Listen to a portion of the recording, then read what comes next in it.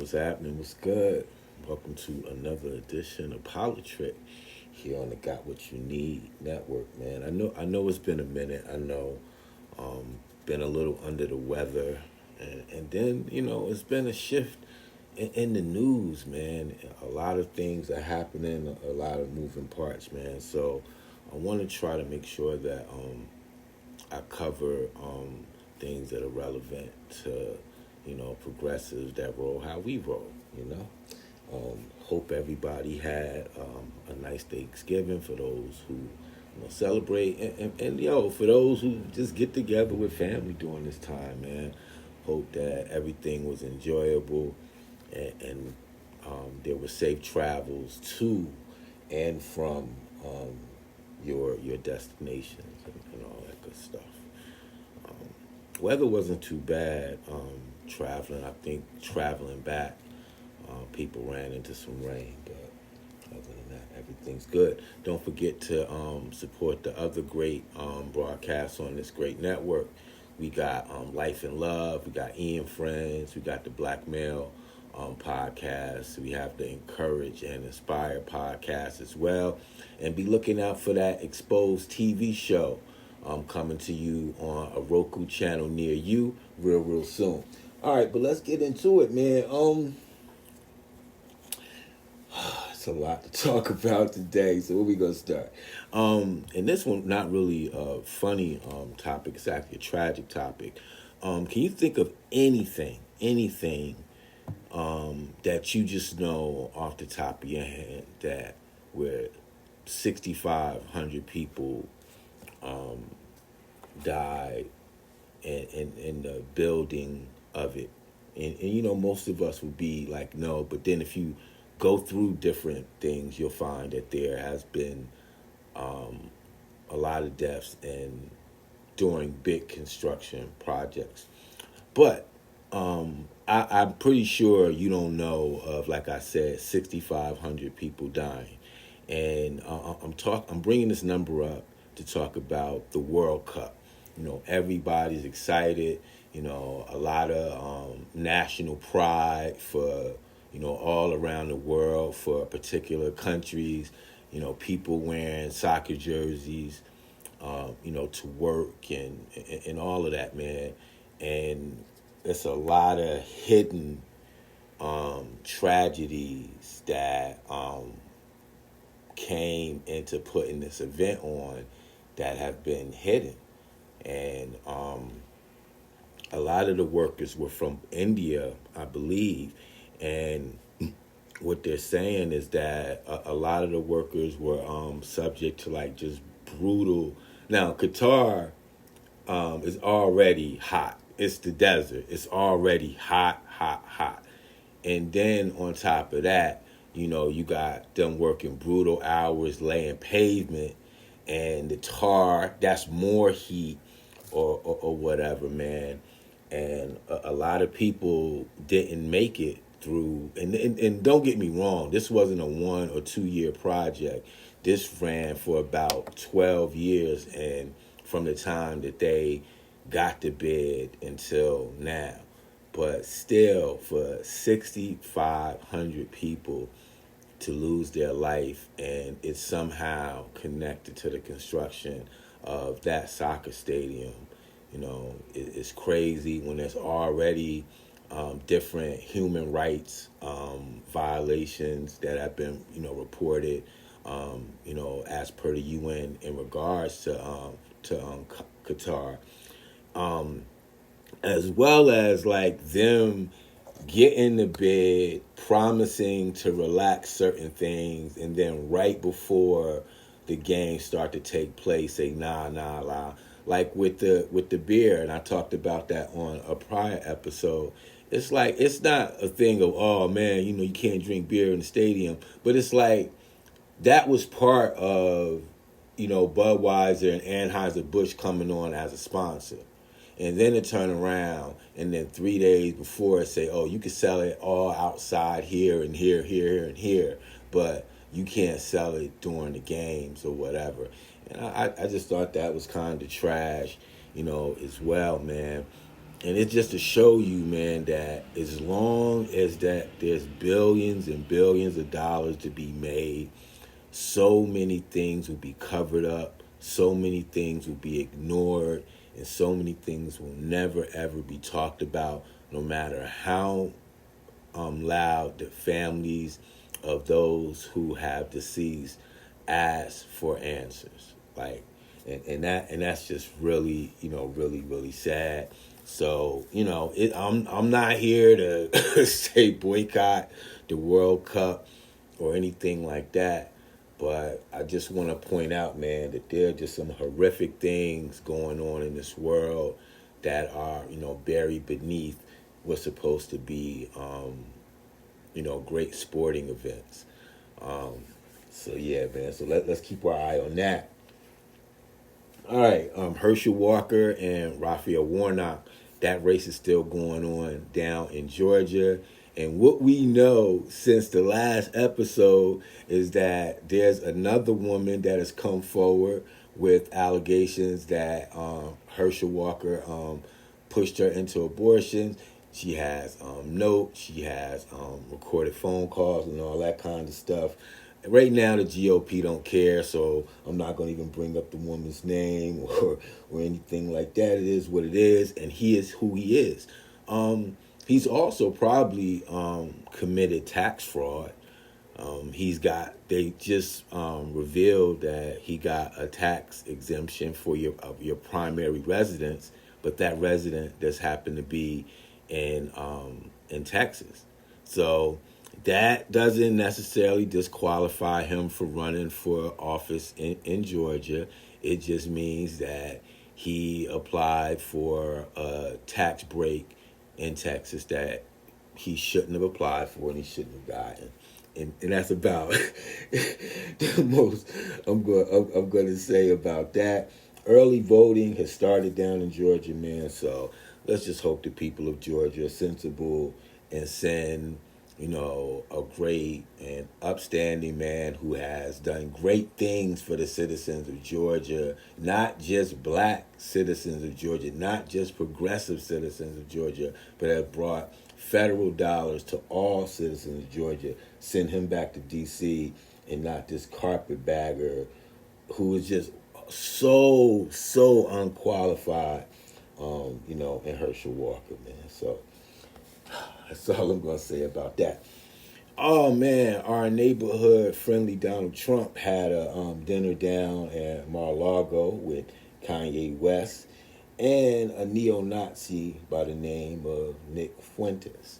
Now, I bring this up because, here is a known white supremacist as per the Department of Justice, neo-Nazi, meaning, he hates Jews.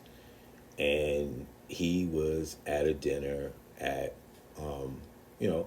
one of Trump's properties. Now, later it's been revealed that he didn't know that Kanye was bringing dude along with him and this, that, and the other. I don't really believe that, but, it's no proof that he was invited, so we kind of have to roll with that for now. But here is somebody that we know is anti-Semitic, who was at a Trump property, and once again, I don't see the media circus around it. I don't see, now people saying, hey, how can you run for president when you don't even know who you're having dinner with, and you're having dinner with a known white nationalist, and as soon as you found out who he was, why didn't you, politely get him escorted off your property, this, that, and the other. No type of questions like that. No questions to whether somebody who can overlook something so crazy like that even should be even considered for running for office, despite all the other stuff that I can name that disqualifies him from running for any office. But to still even be considered to run for president and have somebody like that who was at your dinner table is just crazy to me. But then in retrospect, a young man can't play basketball because he retweeted a film on a major streaming network, like Amazon. Like if he had gotten this off of like some small obsolete, platform or whatever, or some direct to YouTube, presentation or whatever, maybe I'd be like, whatever. But like I said, he retweeted an Amazon film that also was being shown, at movies. Like I think it was being shown at the Metroplex that Shaquille O'Neal partly owns in Brick City, Newark, New Jersey. So I won't even go into, how that's so crazy that Shaq would jump in on that. And I love Shaq. That's my dude. But yeah, man, like sometimes you gotta like make sure all your I's are dotted and your T's are crossed before you go running off at the mouth about something as well when you're profiting from this so-called anti-Semitic film. So I'm gonna just leave that alone for now. All right, a name you probably don't know, man. Jesse Benton. He's married to Kentucky Junior Senator Rand Paul. Rand Paul, not married to him, but married to his niece, my bad. And he also worked as an aide for Rand Paul. He was just convicted of illegally funneling Russian cash to the Trump campaign. I didn't say he was indicted. I didn't say he was accused. He was recently convicted, and he's going to prison. He faces over 20. I think he faces over 30 years in prison. I bring this up because the first thing you heard when the GOP knew that the House was going to go to the GOP was to bring up Hunter Biden and his laptop again. Now let me say this one more time. If Hunter Biden has committed federal crime or any crime, he should be treated like any other citizen should be treated. Full stop. It is what it is. Like I'm no fan of dude, and that's what it is. But to keep trying to use the president's son to hang over his head when you have such a major happening, in regards to not just a GOP supporter, but a former staff member who was convicted of major federal election crime. Like, all we've been talking about is how Trump and Trump campaign and his businesses have been connected to Putin and the Russians or whatever.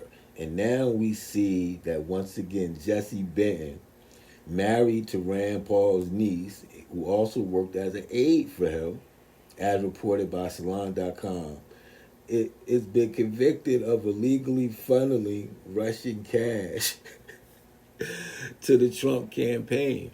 Once again, I don't understand how his conviction doesn't further implicate the Trump campaign.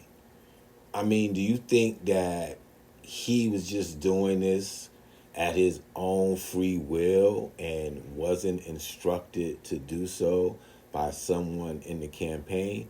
So my thing is, how is he convicted and ready to go to prison, and then no one from the Trump campaign has been implicated as like his go-to, like the person that he was reporting to and getting his marching orders from? No one listening now is saying, well, maybe they didn't know. Of course they knew. And of course, the money's probably already been dispersed and spent or whatever. But to only be talking about one gentleman or whatever that's going to jail or going to prison for this, and not to be pointing to anyone directly connected to the campaign, whether it's a campaign manager, staffer, or what have you, is I just think a little crazy. And this is what frustrates so many people, especially people who have family members who they feel like, wasn't treated fairly by the Justice Department for way smaller transgressions. And then to just watch somebody just in plain sight continue over and over and over again to commit crimes and to do dirty dealings, and to never, like him or anybody in his immediate circle besides what's going on with the SDNY case in New York, even be charged with a crime, better yet, convicted, man.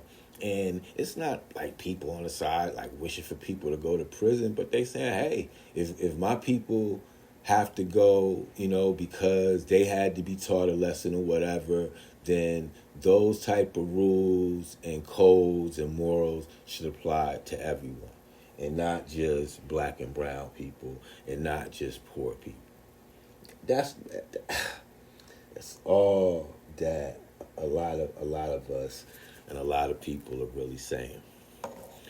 Kyrie Irving, man, returned to the Brooklyn Nets, and upon his return, believe it was like thousands of Black Hebrew Israelites marched on the Barclays Center to support his return. And I don't really know what to say about it. And before you even speculate, not like I'm not against it at all. I just like I don't know. I guess confused might not be the right word or whatever. But it looked powerful. Like watching it, play out. That it was like an army of people, man, that were there. And I'll just keep saying again, man, I thought it was crazy that he had to jump through so many hoops to get back on the court in the first place. And shout out to the Players Association, especially Vice President Jaylen Brown, who really used his Twitter platform to put pressure on the NBA, to put pressure on the media, to look like to have a way more broader outlook on their outrage. And I love how they took the shot at Nike. It was like, when did Nike ever care, about morals when they decided to drop him or whatever? And he's absolutely right. Like, I'm not one to ever back formerly known as Enes Kanter. I can't remember his current name, so I'm not trying to disrespect dude, but I really don't mess with dude.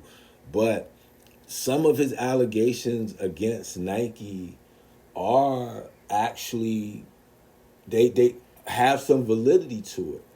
My thing with him is only pointing out LeBron and being in the same league as him, being on teams that played him, walking past him in the hallway and not speaking to him, but then going on Twitter and criticizing him and then trying to promote your ugly shoes was my problem. That's the only issue that I had with the message that he was trying to deliver.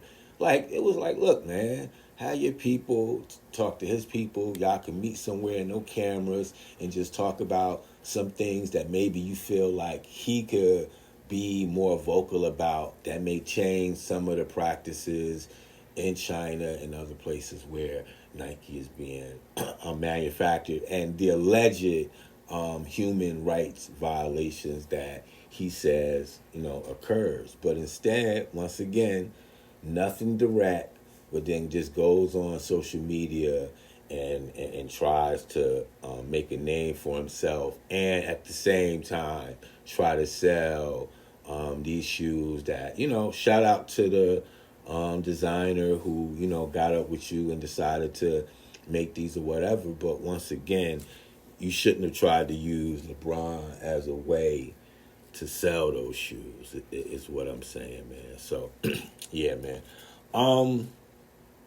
As we head into the holiday season, man, I just want people to be safe.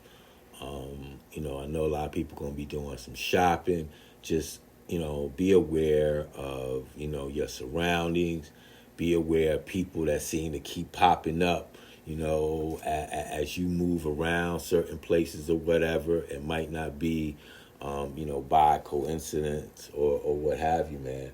I just want people to be safe, man. Just a lot of stuff going on. I live here in New Jersey, in here in the tri-state.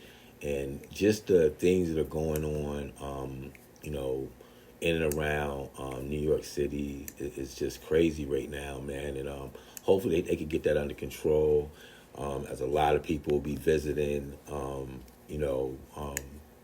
like I said, New York in the tri-state area to celebrate the holiday season, and everywhere else, man, that people gonna be traveling to during this time to spend time with family, man. Just hopefully that people can be protected and they can enjoy the time with their family and get there safely and all that good stuff.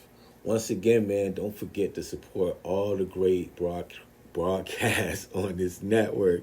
Ian Fred's Life and Love, the Black Male Podcast, the Encourage and Inspire podcast as well. And you're now listening to Politricked, man. So once again, man, don't fall for the GOP hypocrisy. Starting January, they're going to be trying to bring up a bunch of fake investigations and things like that. And once again, man, if Hunter Biden has done something, the Justice Department will handle it. And they've already said that there's a good chance that he might be indicted on some things that if you read the charges, you'd be like, that's what he did, and you laugh. But whatever.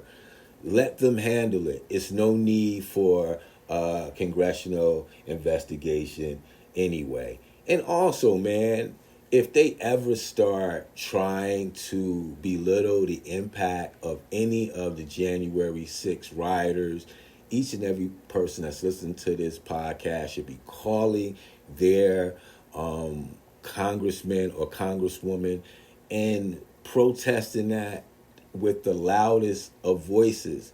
They cannot be a party of pro-law enforcement and Blue Lives Matters and then supporting traitors. Like, those people who protested on January 6th were traitors to this country.